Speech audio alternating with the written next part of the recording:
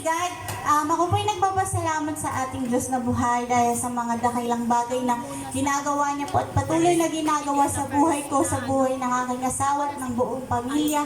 Una po sa pag-iingat po sa araw-araw, lalo na po sa pagbabiyahe. Alam naman po natin na yung traffic accident po, madalas po yung nangyayari. At pinagpapasalamat ko kasi grabe yung pagpapala ni Lord at pag-iingat niya, yung traveling mercy and grace niya sa buhay ng asawa ko na laging nagmomotor. Ayun, tapos sa mga kapatid ko rin po na syempre motor lang din yung ginagamit na mga sasakyan na kahit ni minsan ay hindi po sila napahamak or na-aksidente. Kaya apo-apo po yung ligaya ng puso ko at pagpapasalamat po sa ating Diyos. Ayun din po, pinagpapasalamat ko rin po yung kagalingan ko po na ibinigay po ni Lord sa akin. Grabe talaga yung kabutihan ni Lord kasi nagkaroon ako ng pamamaga dito. As in, lumaki siya. Kala mo, hindi siya peke. Masakit siya, kumikirot siya, pero hindi siya beke, namagalang siya. Tapos yun, pinag-pray ko, syempre, tapos yung with guidance na rin ni Lord, tapos pag-take na rin ng medicine. Ayun, umimpis na siya, halos wala na nga siya, hindi na siya nakakapa. Nagulit ako kasi ang bilis lang ng paglaki niya, parang pagising ko isang umaga, may nakapa akong maliit na bukol dito. Tapos bigla, pagising ko next, ang laki na agad, ayun. Medyo, although, nakaramdam ako ng onting takot, pero nireview ko agad yun, sabi ko, hindi ko tinatanggap yung takot na to. Kasi si Lord, si Jesus, yung great healer ko, kumbaga tinapos na niya yung mga sakit at karamdaman sa cross. Kaya lagi kong kiniklaim yun araw-araw na I am healed by the blood of Christ, I am healed, I am healed. So ayun, pinagpapasalamat ko yung kagalingan, kompletong kagalingan, kalusugan sa ating Diyos na buhay. Kaya po palakpakan po natin Diyos na buhay. Ayun po, salamat sa Panginoon sa buhay po ng ating kapatid, si Sister Z, na patuloy yung provision, andun yung healing na patuloy na inaasahan niya sa ating Panginoon. Dahil sabi nga sa salita ng ating Panginoon na binayaran na niya ang lahat ng ating mga karandahan, lahat ng sakit at hirap dahil sa pagpako niya doon sa krus ng Kalbaryo. Ayun mga kapatid, ako din po, mag-share din po ako sana pinagdaanan ko pala. Ilang buwan na pong lumipas. Ayun, may bukol din po ako. Ayan po, patuloy kong tinataas ang ating Panginoon sa buhay ko dahil hindi ko maiwasan. Kaya mo yan, kami lang to. Ano na po kasi to, ilang months nang dito. Hindi po talaga siya nawawala. So, nag-decide si Jason na ipa-check up. Tapos yun, na-recommend kami ultrasound. Tapos nung last week, nagpa-ultrasound na kami, tapos nakita namin sulit po talaga siya. Naka-intact po dito po sa parotid ko po. So, ayan po, then bumalik po kami kahapon nung Friday, sa doktor. Kasama ko po si Janelle. Yun, sinabi ng doktor, in-explain niya lahat na bukol po talaga siya. Kailangan dumaan sa biopsy para makita kung cancerous ba siya or kung anong klaseng bukol siya. Pero sabi naman po ng doktor na base sa ultrasound is good bukol naman daw po siya. Kasi 70% daw po nakita niya is binal na bukol po siya. Hindi siya malignant. So ayan po, my choices po is biopsy first, then pa-opera. Then, yung third na binigay sa akin, i-observe ko daw ng 6 months. Then, pa-ultrasound ulit. So, ayun po, na-amaze ako sa ng Panginoon dahil hindi nga masyadong, kasi pag may problema, dinadamdam ko talaga. As in, literal na, pag nakausap ko lang yung doktor, pwede umiyak ako, ganon. Grabe ako, pero nakaganon lang ako sa kanya, yung parang nakagano'n, ganon ako, tapos explain siya ng explain sa akin. Tapos pag uwi ko, nag-prepare ako na, Lord, alam ko po na lahat ng ito ay binigay mo sa akin ng may dahilan. Kaya maniniwala ako, nanampalataya ako na kung ano mang problema ko ay mas higher po yung grace ng Panginoon sa buhay ko. So, ayun ko, pinagkakatiwala ko sa Panginoon. Lahat ng meron ako, napagdaanan, ngayong year, ay ilang months pa lang ba, grabe yung mga struggle na napagdaanan ko dahil talaga, sa family ko, una sa family ko, then kay Maluti, then next sa akin, tapos next naman sa lola ko. Ganun po, grabe yung struggle, pero niluluhod ko yun sa ating Panginoon. Dahil alam ko naman kung sa tao ko iaasa to, wala eh. Bibigyan ka lang ng encouragement, pero pag kay Lord, lahat ng lahat ng sakit sa loob, lahat ng problema mo, pag sa Kanya mo pinagkatiwala, mawawala yun eh, kasi ini-entrust mo na sa ating Panginoon. So ayan naman po mga kapatid, patuloy niyo ako isama din po sa panalangin na nawa kung ano mang maging desisyon namin ni Jason ay nawa sa kakabuti po sa akin po, sa physical na katawan ko po. So ayun lamang po, salamat po sa Panginoon, sa buhay ko, sa guidance, sa struggle na napagdaanan ko, dahil doon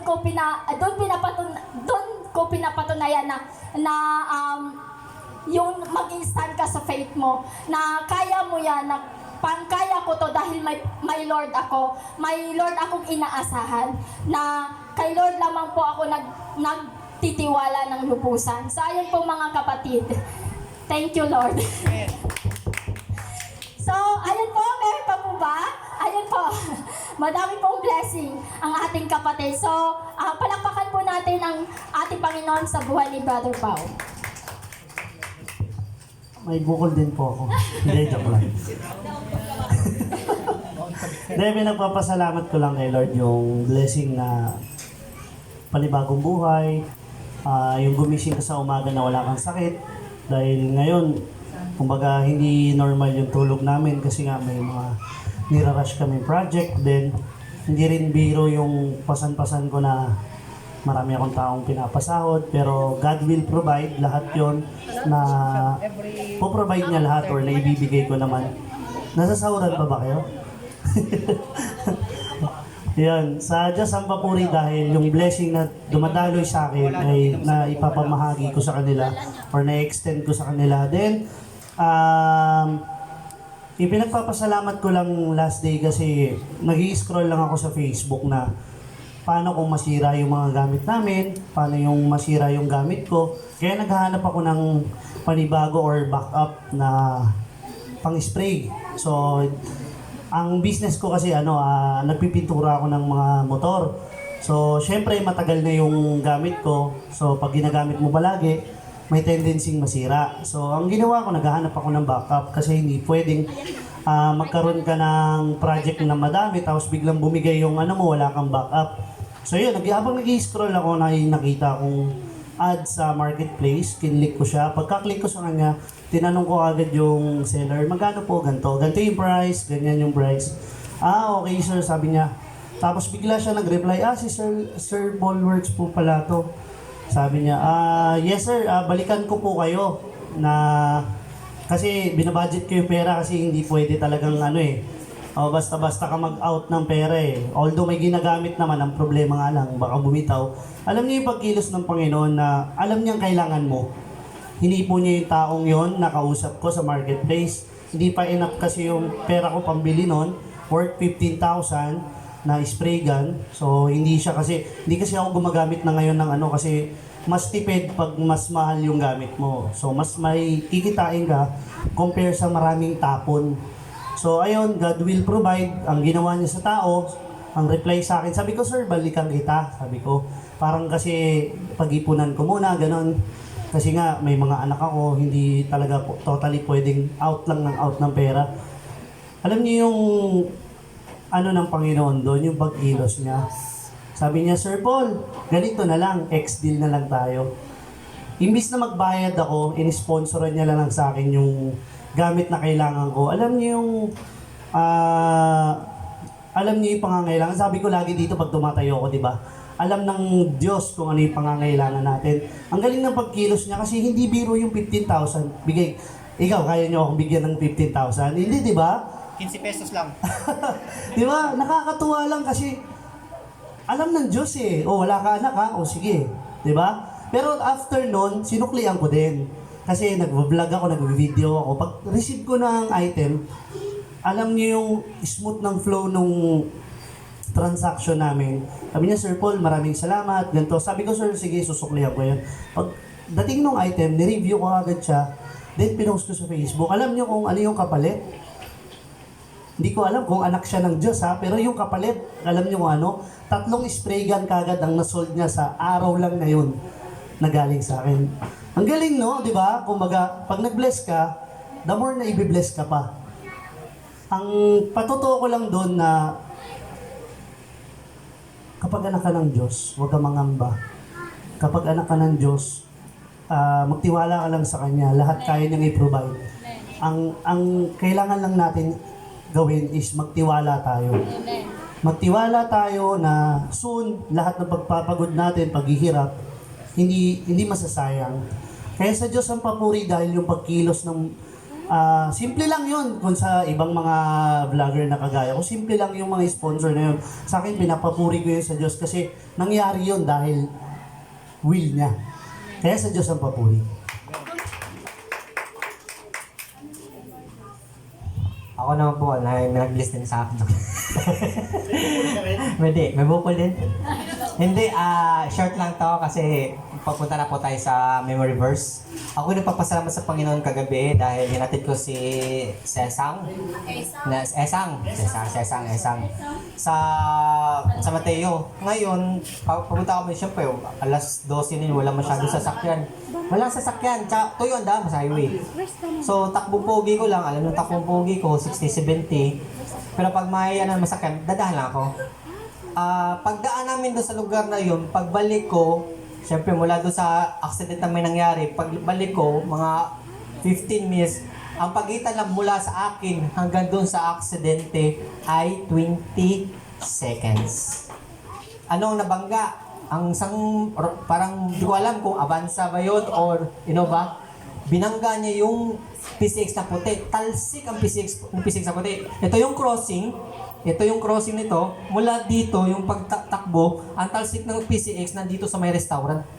Nakita ko yung angkas niya, okay lang. Kasi parang hindi napuruhan. Ang napuruhan yung driver, which is wala pang helmet. So, nakita ko yung dito niya, parang basag talaga, hindi makagalaw, hindi makano. So, ang point ko doon, yung pasalamat ko sa Panginoon pag-uwi ko, Lord, thank you so much, Lord. Alam nyo, medyo masaway din po ako magpatakbo minsan. Hindi pala minsan, lagi pala. Pag malawag ang daan. Pero, yung guidance sa Panginoon, kasi every morning, ito yung share na experience ko. Iba pala pag nasa Panginoon ka, i-remind ka ng Holy Spirit. Palis na ako, syempre gusto ko ito. Panggas na to. Bibigyan ako ng panggas nito. Pagdating ko doon, papunta pa lang ako kay Esang. Sabi bumulong sa akin, parang, Diyos, nag-pray ka? So nag-pray ko, Lord, routine ko po, tuwing umaga na mag-pray ako, naingatan. Ngayong Sabado na to, hindi ako nag-pray kasi hindi ako alis eh. Iba yung prayer ko eh. So, niremind ako ng Holy Spirit, mag-pray ka. So nag-pray ako, Lord, ingatan niyo po ako, naway makarating at makoy ligtas. Nakita mo yung answered prayer, iba yung Holy Spirit na mag-ano sa'yo. Kasi ang gagawa ni Satanas, alam nyo, hindi talaga mag-ano eh. So, pinupuri ko talaga ang Panginoon sa kaligtasan, pinoprotekta niya sa akin. So, ngayon po, dadaan ko na po tayo sa memory verse natin. So, unahin ko na po para, nandito lang, hawak ko ng mic ko eh. Okay? So, sabi po dito sa Markers 13:31. Lilipas ang langit at ang lupa, ngunit ang aking mga salita ay mananatili magpakailanman. So, ang salita po talaga ng Diyos is mananatili. Mula pa nung time ni Jesus hanggang ngayon, may nabasa akong article, sabi nung article, nung nag-produce siya ng books, over 20 million books ang na-produce siya sa isang araw. Siya daw yung pinakamaraming nabentang books o libro sa kasaysayan. Pero may nag-comment doon, yes, totoo yan, sa isang araw. Pero sa buong history, ang pinakamabentang books ay ang Bible. Mula pa noong unang panahon hanggang ngayon, trillion na po na Bible ang na-produce ng mga copyright, mga ganon. So, ibig sabihin po, yung salita ng Diyos po talaga mananatili. Ganito po siya kapangyarihan ng salita ng Diyos. may isang pastor nagsabi sa akin, alam mo Johnson, may na-encounter ako isang teacher, isang abogado, isang architect. Sabi sa akin, Pastor, alam mo ba Pastor, kung yung mga tao na yun is pabasahin mo na lang ng encyclopedia, mga business, etc. etc. Sabi ng Pastor, pwede naman yung mangyari. Paano mangyari pa? Sabi Pastor, pwede mangyari yun. Pwede silang aasenso, pwede silang yayaman, pwede silang mag-improve. Pero yung kasalanan nila, nandun pa rin. Sabi okay, bigyan mo ko ng isa lang hiningi niya, na isang prostitute, isang drug addict, nagbasa ng encyclopedia o isang book na business na nagbago ang buhay. Wala. Pero sabi ng pastor, okay, bigyan kita, ilang libo gusto mo, isang prostitute, isang magnanakaw, isang addict, nagbago ang buhay dahil sa salita ng Diyos. So ganun po talaga kapangyarihan ang salita ng Diyos. Mananatili hanggang kaya. Kahit mawala na po tayo dito sa mundo ito, kung hindi pa mag-second coming, ang buhay, ang salita niya is napaka-powerful po. So yun po yung pagkakaintindi ko po. So kayo na po. Sino po? Yun, siyo. Wala tulakan dito. Dapat agawan. Dado! Ayun, yun po yung lilipas ang langit at ang lupa, ngunit ang aking mga salita ay mananatili magpakailanman. So para sa akin naman po to mga kapatid, sa sariling sitwasyon or sa sariling pinagdadaanan sa buhay, ay yung tawag dito yung parang inano ko lang sa buhay ko araw-araw. Kumbaga, kahit dumaan tayo sa karamdaman, dumaan tayo sa maraming pagsubok, dumaan tayo sa mga bagay na susuko na tayo, wag nating kakalimutan yung salita ng Panginoon. Kasi yung ginamit nga dito, lilipas yung langit at ang lupa eh. Ibig sabihin, wala na yun, kawalan na yun. Pero yung sa atin, problema lang yun, sakit lang yun, pinagdadaanan lang, struggle lang natin yung sa buhay. Kaya kailangan lagi natin pananatilihin yung salita ng Panginoon sa buhay natin. Kasi wala tayong ibang dapat asahan mga kapatid. Lahat na ngayon negative, di ba? Pag nanood ka ng balita, pag nag-Facebook ka, yung mga namamatay, nasasagasaan, di ba parang kung ikaw mas stress ka. Pero yun, sinabi at pinangako na ng Panginoon na yung salita niya mananatili magpakailanman. Kaya dapat sa atin din, habang nandito tayo sa lupa, kailangan pang hawakan natin yun at manatili yun sa buhay natin para makita ng mga ibang tao na hindi pa natin nakakasama dito or hindi pa nako-convert na maniwala sa ating Panginoon, mahawa natin sa kabutihan ng Panginoon sa buhay natin.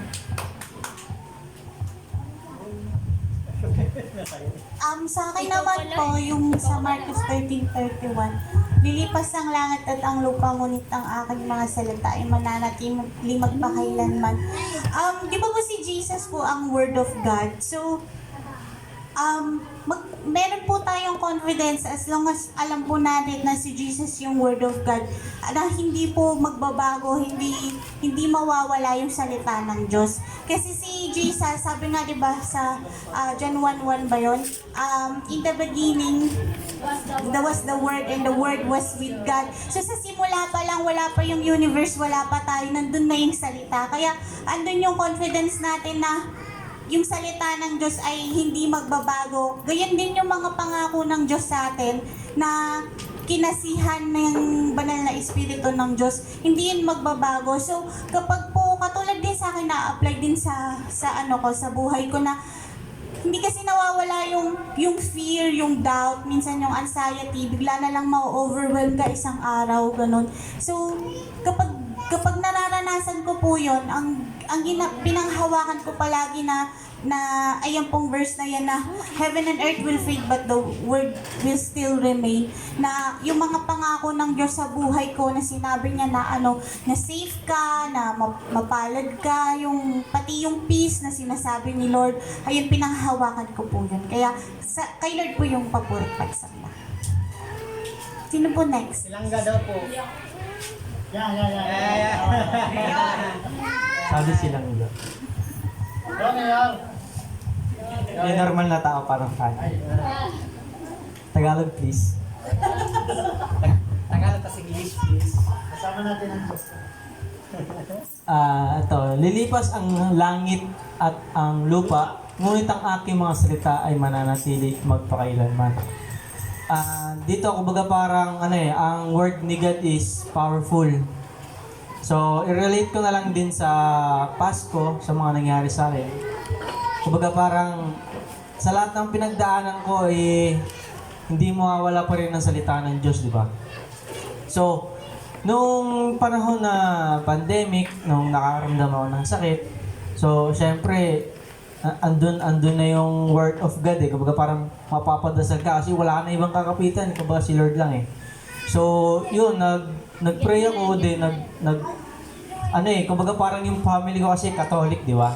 So ako, nagbabasa ako sa Bible dun sa cellphone. So ayun, nagbasa-basa ako. So, powerful nga ang word ni God. So kaya ayun, nag-pray ako din, kinlame ko na, Lord, kaya ko to, malalagpasan ko to. Yun. Yun. Wala na akong pag-asa nun. Sabi, wala ko eh. Parang tutulog ako, parang gigising ako 3 hours na lang, 4 hours. So, ayun, na powerful talaga ang word ni God. Yun, sa Diyos ang papuri. Asan yung, yung tropa ko ah.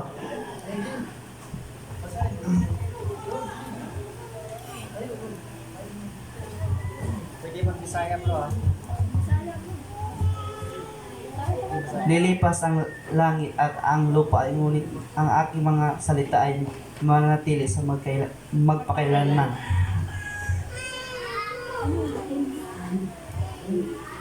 Sabi nga dito, lilipas daw ang langit na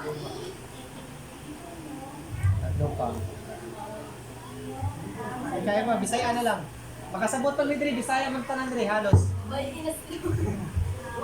para yung mga dati mong ginagawa, parang lumipas na ba? Dahil sa salita ng Diyos, ginagabayan kanya sa pagtatrabaho mo, sa buhay. Yan lang.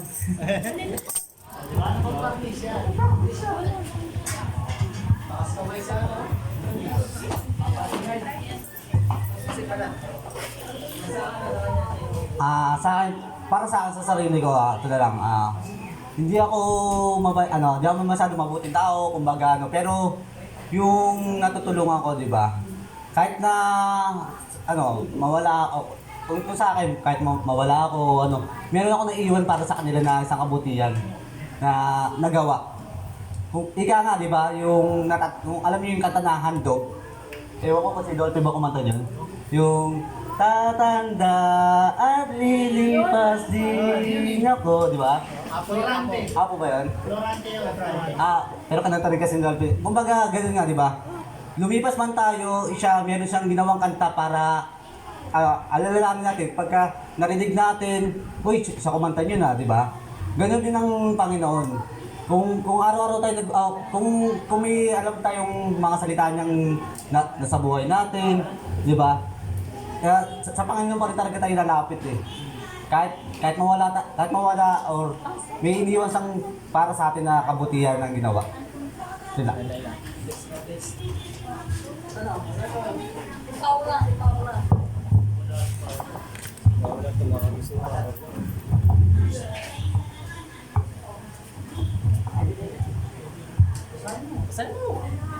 Lilipas din ng langit at lupa na yun ay aking mga salita ay mananatili magpakailanman. Ito, kasi si Lord, hindi naman siya ibang tao talaga kasi hindi siya tao kasi Diyos siya kasi tatay niya si Lord. At sabi, binigyan kita ng authority para itapon lahat ng snake and scorpions kasi yun yung mga yon gawan demonyo kasi si Lord yan eh, kahit sabihin ng ibang tao na hindi siya totoo kasi ako sa akin totoo siya.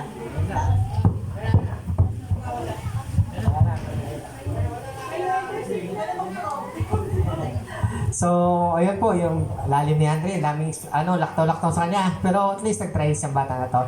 Simula na din naman. So, dadako na po tayo sa pagkalatang panalangin. Nilalala po natin ang bansa natin, ng ating pastor, ng ating church. So, damhin po natin ang presensya ng Panginoon dahil tayo po may kailangan sa Diyos. So, tayo po pumikit at yumuko.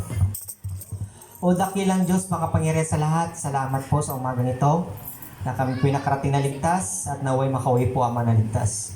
Ama, dinadalangin po namin ang bansang Pilipinas na patuloy ito maging malaya. Malaya sa gawain ng kaaway, Ama. Malaya na makahayag kami na yung salita. Bigyan niyo po ng banal na takot ang aming namumuno sa bansang ito mula sa presidente hanggang sa pinakabababang nanunungkulan nito, Ama. At patuloy naging malaya, Ama, na kami po ay makahayag ng iyong salita, makasabi o makapagsalita ng mga pangalan at sa mga salita ni Jesus sa kapwa namin. Ama, pagpalain niyo po itong church na to, ang Upper, ang Assumption. Ama, pagpalain niyo rin po ang aming pastor, si Pastor Randy, si Pastor Ravi, si Pastor Telly, Ama. At sa lahat na nanunungkulan po sa church, sa mga workers, Ama, pagpalain niyo po kami lahat. At magpadala pa po kayo, Ama, ng maraming tao na mailalapit namin sa inyo, Ama. Gamitin niyo po kami, Ama. Bigyan niyo po kami ng Holy Spirit na nagbumula sa inyo, Ama. Upang meron po kaming courage, meron po kaming words na nagmumula sa inyo, Ama. Upang maihayag po namin sa kapwa namin ang iyong salita. Alam po namin naman na napakalapit na po ng oras ng iyong pagbalik ni Jesus po, Ama. Makikita po namin, Ama, sa signs and wonders nagmumula sa iyong salita. Gera, mga away, mga famine, mga lindol, Ama, sa buong mundo, lagana po, Ama. Ito'y sabi ni Jesus, hindi pa itong end, pero ito po yung simula po, Ama. Alam po namin, Ama, ito'y sinyalis naman napakalapit na po ni Jesus, Ama. Ama, gamitin niyo po kami, patuloy niyo po rin po kami pagpalain. Ama, dinadalangin din po namin, Ama, mga missionary sa buong mundo, naway pagpalain niyo po sila. Bigyan niyo po sila ng wisdom and revelation na nagmumula sa inyo. Lalo't lalo po, Ama, is pumupunta po sila saan sa ang sulok sa mundo upang maabot po yung mga taong hindi abot ng media, mga taong hindi nagpapasok ng mga salita niyo, Ama. Nire-risk po nila yung buhay nila, Ama, para sa paglilingkod sa inyo. Upang lahat po ng tao, lahat po ng buhay na sa mundong ito ay may pagkakataong makilala kayo ng lubusan, Ama. Ama, dinadalangin po namin, Ama, sa mag-speak nito, si Pastor Randy. I-bless niyo po siya, i-bless niyo po kanyang bibig. At naway gamitin niyo po kanyang bibig, Ama, upang idaloy po ang iyong words o mensahe po sa amin, Ama. At i-ready niyo po yung heart at isipan namin na matanggap po namin ito ng buong puso at may pasamuhay, Ama. At hindi naman pasamuhay, Ama, at mayroon po din po kami pagkakataon ni hayag sa aming kapwa. Salamat po, Ama, sa pagkakataon na to. Pinupuri ka namin, sinasamba ka namin. Ito samot dalangin namin sa matamis na pangalan ni Jesus. Lahat ay magsabi ng Amen. Amen. Kaya na po, Pastor.